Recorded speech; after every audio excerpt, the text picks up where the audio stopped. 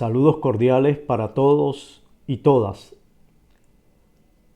La Universidad Nacional Experimental del Yaracuy y la línea de investigación de filosofía y sociopolítica les dan la más cordial bienvenida a todas y a todos en este postdoctorado de criminalística, esperando, como siempre, que sea de éxito para todos, para ustedes y para nosotros. El contenido programático de nuestro curso, que hemos denominado Ética Criminalística, está dividido en 4 partes, 4 objetivos, 4 contenidos que vamos a desarrollar durante 4 semanas, que es el lapso de tiempo que dura nuestro seminario.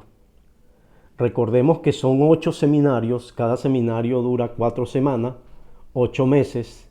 Al final, por supuesto, culminaremos con éxito lo que hoy comenzamos. El contenido programático que hemos desarrollado para este seminario contiene: objetivo 1, la aparición de la ética en el cosmos. Objetivo 2, distinción entre ética y moral.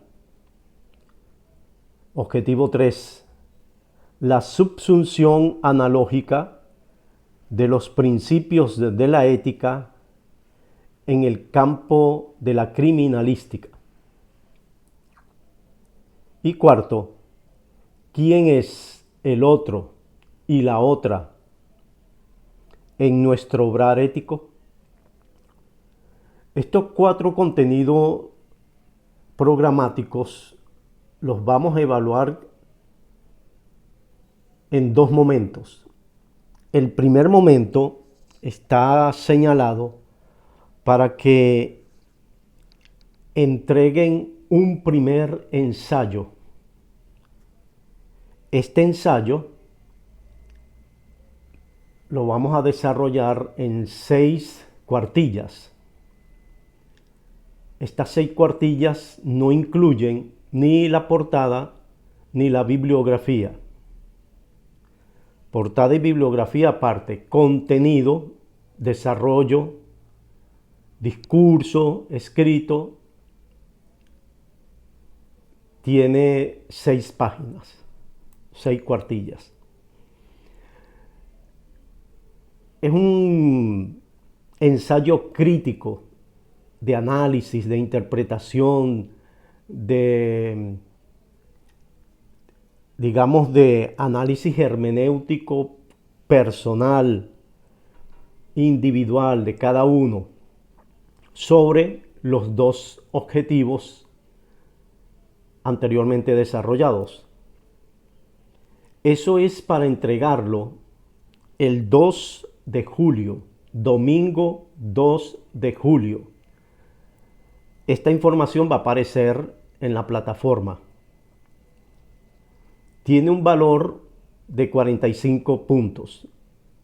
Recordemos también que la evaluación en la UNEI es sobre 100 puntos.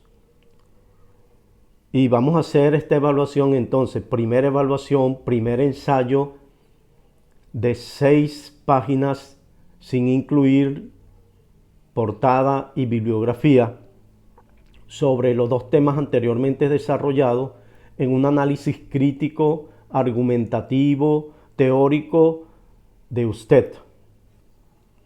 El segundo ensayo lo vamos a entregar el 16 de julio. 16 de julio, domingo 16 hasta las 12 de la noche. Igualmente, se va a evaluar los objetivos 3 y 4 anteriormente desarrollados con la misma estrategia de un ensayo, un segundo ensayo, con las mismas características, 6 páginas, una página aparte para la introducción, una página aparte para la bibliografía, donde usted va a desplegar su análisis crítico, analítico, hermenéutico de los dos contenidos anteriores, del objetivo 3 y 4. Igual ese tiene un valor de 45 puntos, van 90. Los otros 10 puntos vamos a desarrollarlo en una actividad para desarrollar en la plataforma directamente a través de un foro. Yo voy a colocarlo y ahí cada participante, valga la redundancia, expresará su idea sobre el tema que estamos desarrollando, que tiene que ver con la ética en la criminalística.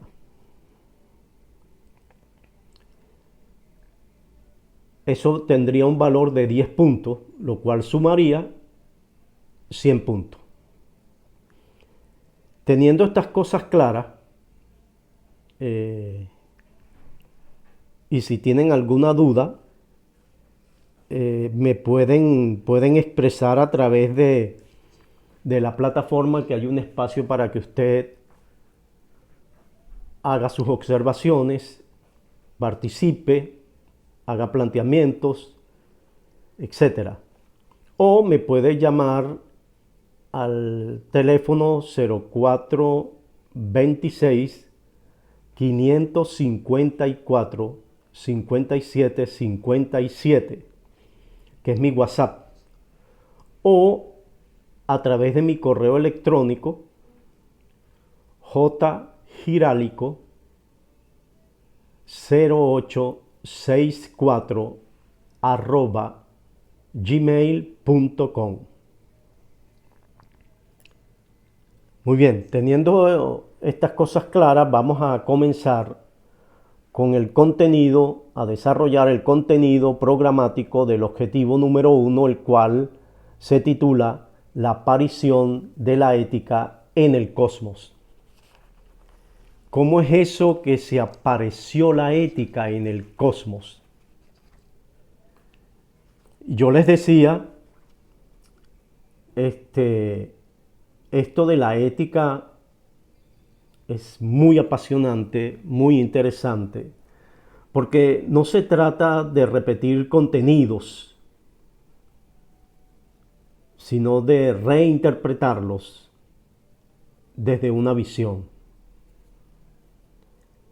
El tema de la ética está vinculado estrechamente a la cotidianidad de nuestro hacer y de nuestro vivir. Pero debemos preguntarnos cuál ética y cuál moral.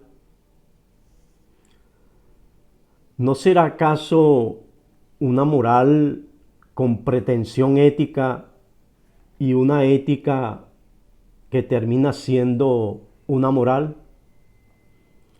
Esta gran pregunta la vamos a ir respondiendo a lo largo de estos 4 encuentros y otras más, por supuesto. Necesario es que respondamos a estas interrogantes, y para ello partiremos de la etimología de ambos términos. Recordemos que la etimología es el origen primigenio de las palabras. Antes de ir a la etimología, quiero que hagamos un análisis, un esfuerzo mental para deslastrarnos, desmontar, destruir, metafóricamente, para luego reconstruir, construir un significado de la ética que parta de nuestra propia realidad. En su obra Política de la Liberación, Historia Mundial y Crítica, Enrique Dussel nos invita a superar lo que él llama límites. Debemos superar 7 límites. Según Dussel, si queremos repensar, rehacer, reconstruir y construir una ética. ¿Cuáles son esos límites? El primero de ellos tiene que ver con la concepción helenocéntrica. El helenismo de Grecia, porque al parecer siempre nos han dicho, desde que estudiamos en pregrado y en secundaria, cuando vimos historia universal, que todo comienza y comenzó en Grecia. Y no es así. Las palabras más técnicas y fundamentales de la política y la cultura griega comenzaron en el mundo egipcio mesopotámico, fenicio y semita de la Edad de Bronce del tercer y segundo milenio antes de Cristo. Por lo que vemos entonces, no todo comenzó en Grecia. Segundo límite a superar. El segundo es superar el occidentalismo, que niega inicialmente la importancia del Imperio Romano Oriental de Bizancio y Constantinopla. Nos referimos a esa concepción que la verdad y solo la verdad está en Occidente. El tercer límite a superar es el eurocentrismo. Primero fue el helenocentrismo, el occidentalismo y ahora el eurocentrismo, Europa como continente. Cuando uno escucha los discursos de la Unión Europea en ese foro continental de la Unión Europea y su visión colonialista, uno entiende un poco la crítica. Uno entiende un poco qué es esto del eurocentrismo. Ese eurocentrismo niega todo pensar filosófico y político más allá de las fronteras de Europa. Es decir, toda filosofía, todo pensar político comienza y termina en Europa. Son ellos los dueños de la verdad. Sin embargo, no son ellos.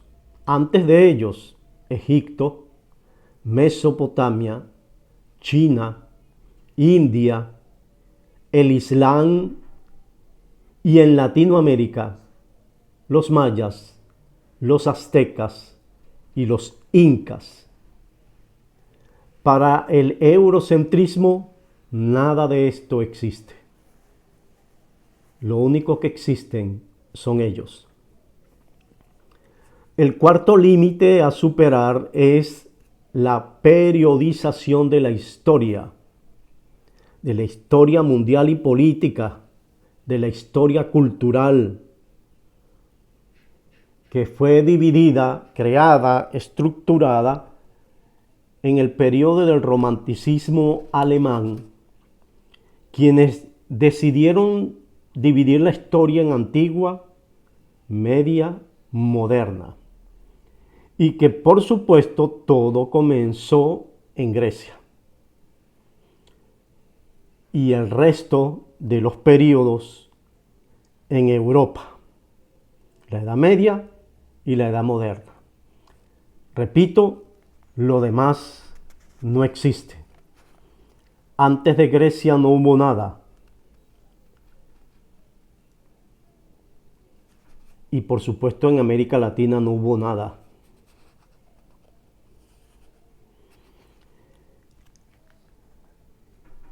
El quinto límite a superar es cierto secularismo tradicional de cierta filosofía política o una teología de la política teodicea de la cristiandad propia de la modernidad.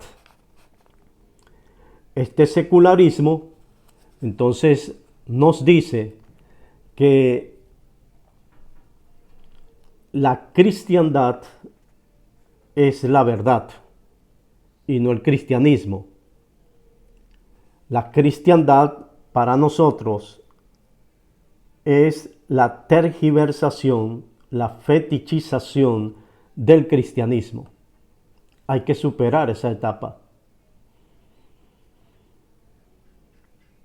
El sexto límite a superar es el colonialismo.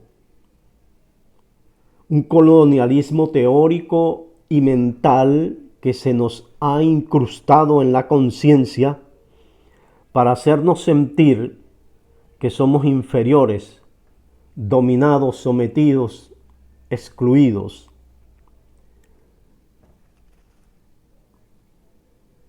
Esos países periféricos que fueron conquistados, invadidos, colonizados, subyugados por el sistema de dominación colonial. Un séptimo límite a superar es el hecho de no haber incluido a América Latina en la modernidad. Y para ser sincero, dice Dussel, nunca fuimos modernos. Ahora bien, ¿cómo hacer para superar estos límites? ¿Qué debemos hacer para superarlos? ¿Cómo hacer para deslastrarnos, para romper con estos límites? Nosotros proponemos un método para romper ese marco categorial que se nos ha impuesto, para proponer otro relato desde otro paradigma,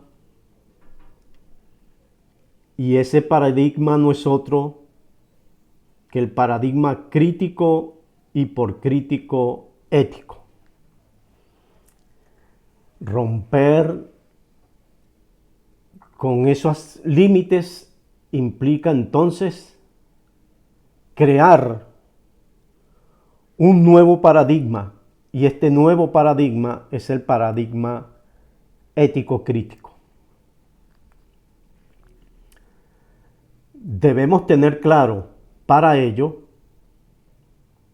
nuestro lugar de enunciación, es decir, desde dónde estoy yo construyendo, tratando de construir este nuevo paradigma para la transformación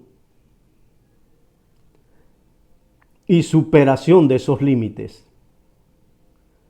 Tiene que ser desde nuestro lugar de enunciación, y ese lugar de enunciación es el paradigma crítico, político, ético.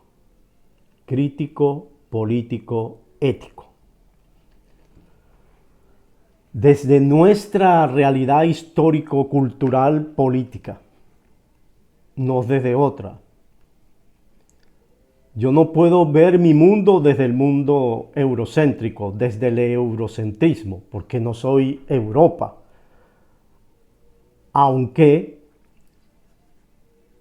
hayamos sido conquistados por ello, somos nosotros, desde otra dimensión, desde otra visión, desde otro espacio geográfico, histórico, cultural, político. Por eso debemos situarnos hermenéuticamente y críticamente para buscar no solo la interpretación de nuestra realidad, sino la transformación de la misma. Para ello debemos hacernos preguntas problematizadoras que constituyan los supuestos de un ontoepisteme epocal crítico y por crítico ético. Repito, debemos hacernos preguntas problematizadoras que constituyan los supuestos de un ontoepisteme epocal crítico y por crítico ético. Repensar la ética desde nuestro hacer. Situarnos significa que nuestro decir y nuestro hacer no sea helenocéntrico, eurocéntrico, occidentalista, colonialista, moderno colonial, pero tampoco irnos al otro extremo que es la posmodernidad, el neonazismo, el fascismo, el machismo, el embrismo, etc.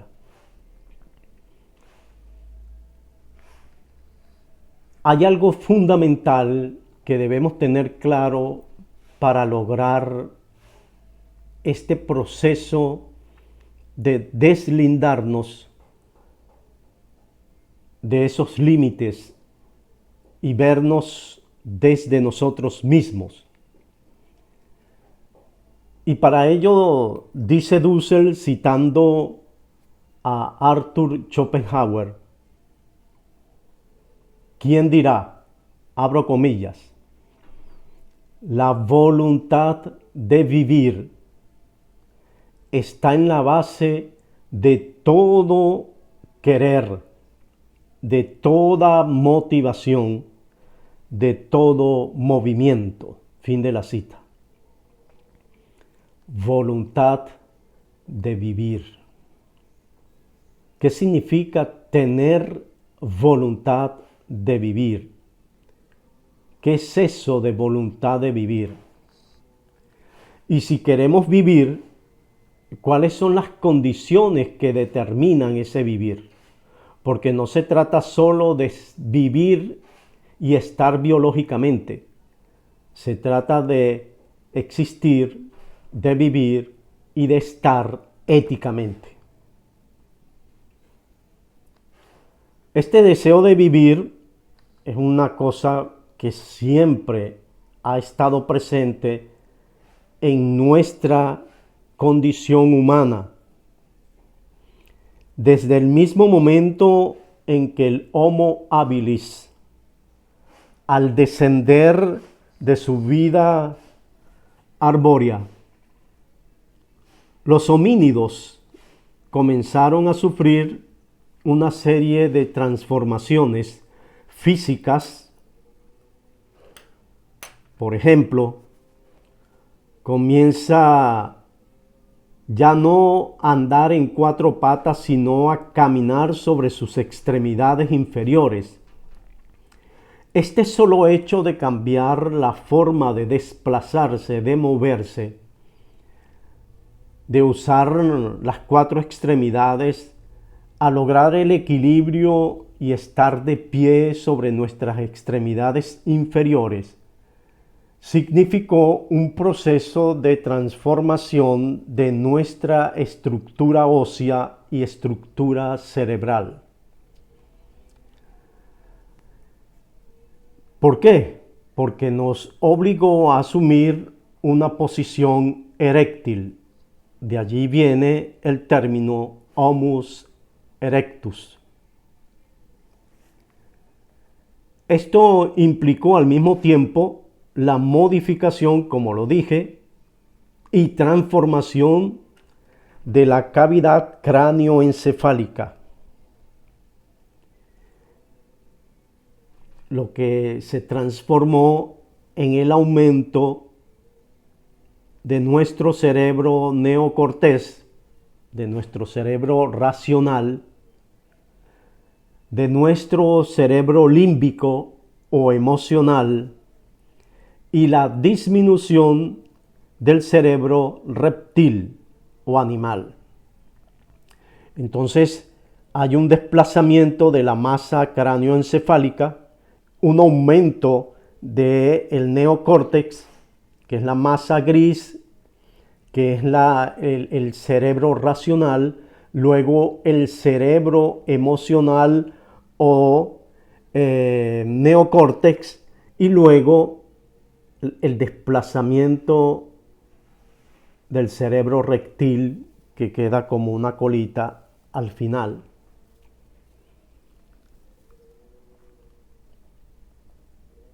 Esto, sin duda alguna, se tradujo en cambios biológicos, físicos y biológicos de suma importancia, como por ejemplo la parte psicoemocional, la parte del desarrollo de nuestra capacidad de comunicación, porque de sonidos guturales y monosílabos pasamos a primigenias expresiones de comunicación lingüística, con lógica, con contenido. Este paso, esta transformación, esta aparición del desarrollo del lenguaje fue de suma importancia, porque gracias a ello aparece la comunicación y el diálogo, la conversación entre dos con contenido. El hombre pasó de ser nómada a gregario. Pasó de ser errante a vivir en comunidad. Aparecieron las primeras comunidades antiguas que se desarrollaron y luego aparecerían las primeras comunidades, pueblos pequeños y así sucesivamente. Podemos decir a manera de síntesis que el desarrollo del lenguaje y el desarrollo de nuevos centros neurales permitieron la aparición de los pronombres yo, tú, él, y también la aparición de un sujeto humano autoconsciente de sus actos y por lo tanto responsable de los mismos. Repito, la aparición del sujeto humano autoconsciente, es decir, un ser humano capaz de pensar y de pensarse, ¿sí? De tener conciencia y autoconciencia, de saber que ama y saber por qué ama. Maturana dirá Homo sapiens amans amans, el hombre que piensa y ama y sabe que ama. Eso es a lo que llamamos conciencia y autoconciencia de sus actos y por lo tanto responsable de los mismos. Surge un ser vivo, con capacidad ética en el cosmos. Surge un ser vivo con capacidad ética en el cosmos. El resto de los seres vivos, plantas, animales, no posee esta característica fundamental del ser humano, de conciencia y autoconciencia, de saber quién es, de la responsabilidad de su hacer. Por eso es que aparece la ética en el cosmos. Y por cosmo, mundo.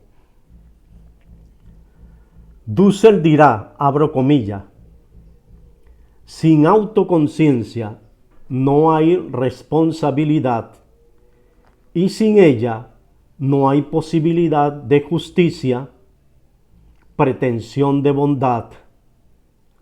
La ética es la culminación del fenómeno de la vida. Fin de la cita. Sin autoconciencia, entonces, no hay responsabilidad, no hay pretensión de bondad, ni posibilidad de justicia. Porque la ética significa tener conciencia y autoconciencia de tu hacer y asumir la responsabilidad de ese hacer en nuestra cotidianidad. Por eso podemos decir con Dussel que el ser humano es inevitablemente y desde siempre ético, porque comienza a convivir con otros y otras. Nacen las primeras comunidades e instituciones sociales. Aparecen las primeras normas, reglas y leyes. Comienza a crearse un orden sociocultural moral. Podemos, pues, dar respuesta a las preguntas que nos hicimos al comienzo de esta clase. Podemos decir ahora, para entrar en el contexto de la etimología, porque nos lleva al origen primigenio de las palabras, que ética, tanto la ética como la moral, proceden de un mismo significado en su etimología. La ética viene del griego ethos, que significa morada, pero también significa costumbre, tradición, hábito. Moral viene del latín mos moris, moralis, que significa en su etimología costumbre, tradición, hábito. Hay una estrecha relación entre los dos, por supuesto, en su etimología y en su evolución en el tiempo, que los va a llevar a no estar nunca separados. Sin embargo, la moral, la ética que procede del mundo griego y la moral del mundo medieval es el ser humano quien les da consistencia, sentido y significado a ambos términos, porque el hombre se acostumbra a hacer cosas, esa costumbre las transforma, las convierte en tradición y esa tradición en hábitos. Al convivir con otros y otras en comunidad, el ser humano en la cotidianidad del vivir repite actos. Todos los días los repite, sale y hace lo mismo. Hace actividades todos los días con la misma carga, con el mismo desempeño, en el mismo horario, la misma cosa, que terminan convirtiéndose en costumbre, en tradición y en hábito. Ante este hecho, El hombre termina por normatizar ese hacer cotidiano, a darle contenido legal. Ese hacer lo legaliza de tal manera que aparece la norma, aparece la ley.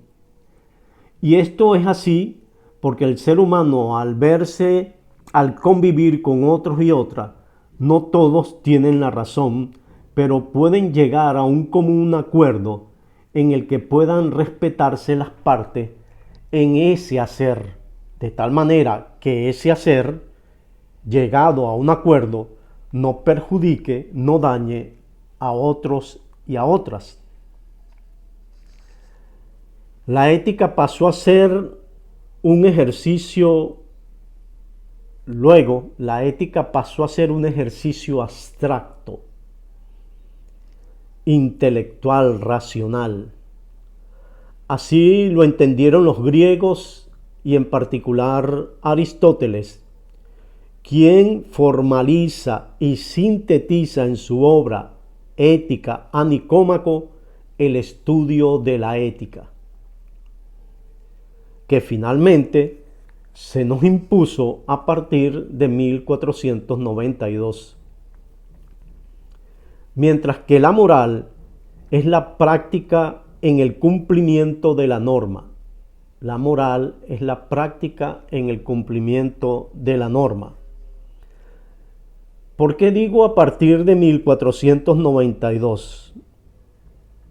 Porque a partir de esa fecha aparece el primer sistema mundo o el primer sistema mundo transistémico, más allá del intrasistémico mundo eurocéntrico. La Europa periférica e intrasistémica se transforma gracias a la invasión, conquista y saqueo de nuestro continente en un sistema capitalista y mercantil a nivel mundial que lo saca de su condición periférica y la convierte en metrópolis. Una metrópolis dominante con su propia moral y su propia ética, heredado por el sistema capitalista mundial. Es decir, ellos pasaron a ser instituciones transistémicas capitalistas y nosotros pasamos a ser periferia. En su obra 14 tesis de ética, Dussel sostiene que la moral es un sistema categorial teórico en las prácticas fundadas de la totalidad ontológica vigente.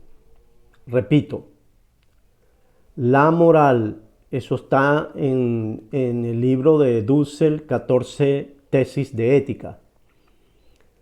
La moral es un sistema categorial teórico y las prácticas fundadas de la totalidad ontológica vigente. Es decir, la totalidad ontológica vigente del sistema ser. La ética, en el sentido crítico al que nosotros nos adherimos, de la que se presenta ante esa ontología con pretensión de superar lo dado. La ética, por ser crítica, se presenta ante esa moral impositiva del sistema que domina y que pretende que simple y llanamente obedezcamos. Entonces la ética se presenta como una crítica a esa moral que se corrompe. Esto supone que vayamos tratando de ubicar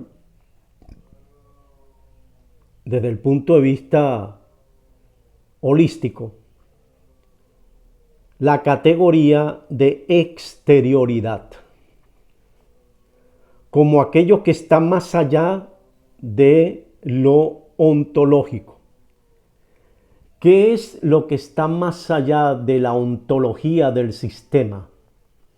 Que no se ve, que se oculta o lo ocultan, pero que nosotros debemos tener una agudeza mental y crítica para ver lo que está más allá del sistema, es decir, desde la exterioridad del sistema. Porque la ética no es posible dentro y desde el sistema. Imposible. Porque ellos no se ven a sí mismos, no se critican a sí mismos. Para ellos la moral es el fundamento, no la ética. Para ellos la moral es lo que tiene preeminencia. La ética a la que nosotros nos adherimos, repito, es a una ética crítica, transistémica, desde la exterioridad. Es una ética que emerge desde las víctimas, desde los oprimidos, explotados y excluidos por el sistema. La ética tiene que ser trascendente, más allá de la ontología, más allá de la ontología del sistema, de la física del sistema. Por lo tanto, se trata de una nueva metafísica.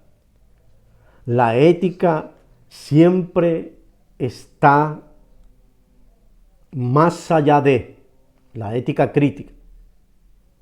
Sin embargo, debe haber una disposición de mi parte, un despertar de mi parte, un sentir que me lleve más allá en el reconocimiento del otro como legítimo otro, como diría Maturana, desde su condición de no ser, y reconocer que él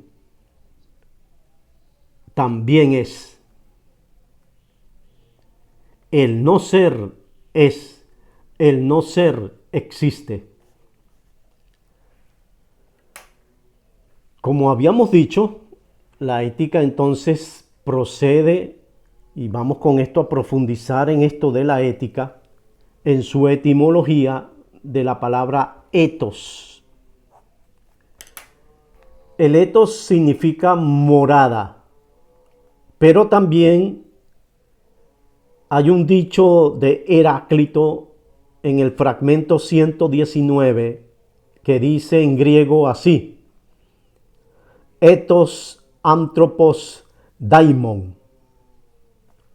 que significa su carácter es para el hombre su demonio. Cierro paréntesis. El carácter es para el hombre su demonio porque es lo que sale, lo que se expresa o lo que expresa el ser humano en su hacer desde su interioridad. Si lo queremos ver en términos bíblicos, por ejemplo, en el Nuevo Testamento lo dice Jesús, no es lo que entra por la boca lo que daña al hombre, sino lo que sale de ella. ¿Y qué es lo que sale de la boca del hombre? Cuando el hombre obra y hace cosas, ¿qué es lo que sale de la boca del hombre? Martin Heidegger, que es un filósofo muy importante, autor del libro Ser y Tiempo, y uno de los ontólogos más importantes del siglo XX, en una conferencia sobre el humanismo dirá que la morada, el ethos, es mi yo interno de donde brotan los actos más humanos. Es decir, de mi yo interno, de mi etos, de mi interioridad, brotan los actos más humanos. Yo le agregaría, y también los más inhumanos. El hábitat, el etos, el hábitat, no solo es la representación de lo externo, como espacio donde se habita con otros y otras, sino que ese hábitat es mi morada interna, de donde brota la intencionalidad con la que obro frente a los demás. Maturana, en su obra Emociones y Lenguaje en Educación y Política, dirá, abro comillas, no hay nada en la razón que no esté tocado por las emociones. Fin de la cita. Históricamente nos han obligado a obrar desde la razón, o lo que es lo mismo, cumplir la norma, las reglas, las leyes. Y eso no es que esté mal hacerlo. Mientras que las emociones había que neutralizarlas, negarlas, silenciarlas. Los aportes de Humberto Maturana nos indican que es imposible negar que somos biopsicosociales. Somos razón y emoción. Vivimos en un constante proceso de expresiones de nuestras emociones y una elección constante guiadas por nuestra intencionalidad. Podemos decir que la ética es el modo de conducirnos donde mi intencionalidad no afecte al otro y a la otra. Esto es lo que nosotros queremos profundizar. Todas estas ideas queremos profundizar en este seminario sobre ética criminalística. Y usted, como investigador en criminalística, ante un acontecimiento específico, ¿cómo obra éticamente? ¿Cómo analiza éticamente la intencionalidad del que ejecuta la acción que termina quitando una vida, por ejemplo? ¿Acaso solamente hay solo una forma de quitar vida, de negar vida? ¿O hay multiplicidad de formas de negar la vida y quitarla? Es interesante que a la luz de la ética y de la crítica, nosotros en este seminario profundicemos para comprender, para accionar éticamente la investigación en la criminalística. Y sabemos que, como todo hacer humano, tiene un contenido ético. Y el contenido ético es la vida negada, la vida quitada. Yo los invito y las invito a que nos adentremos al estudio y análisis ético de en la criminalística. Y espero que podamos profundizar, leer el material, los libros que les voy a hacer llegar a través de la plataforma en cada uno de los contenidos. De momento, entonces, ha sido un honor. Nos vemos la próxima semana. Muchas gracias.